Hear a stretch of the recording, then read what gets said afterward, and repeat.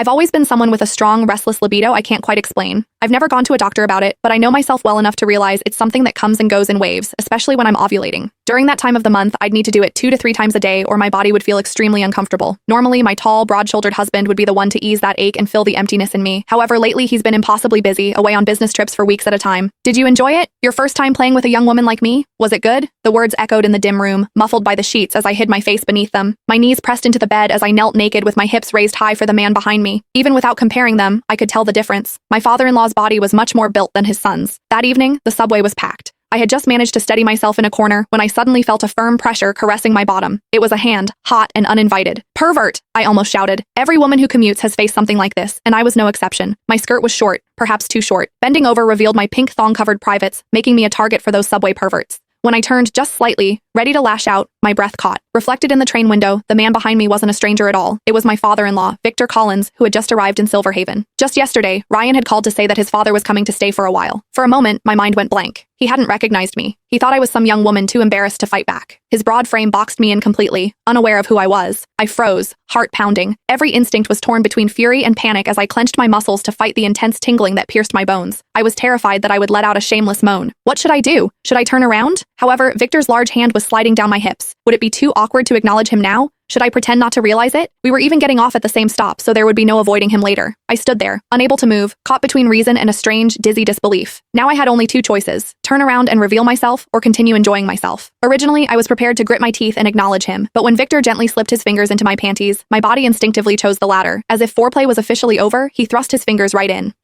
The sudden touch made me moan, and I instinctively thrust my butt back, letting him penetrate deeper. I had to give it to Victor for being quite skillful. Not only did he always hit my most sensitive spots, but it was like a key, completely releasing the bottomless desire within me. My body reacted almost immediately, a warm current flowing slowly throughout me. Alas, Victor wasn't satisfied. He wanted more. I could feel him lower himself slightly, hooking his thumbs around the sides of my panties and slowly pulling them down to my thighs and curling them into a ball.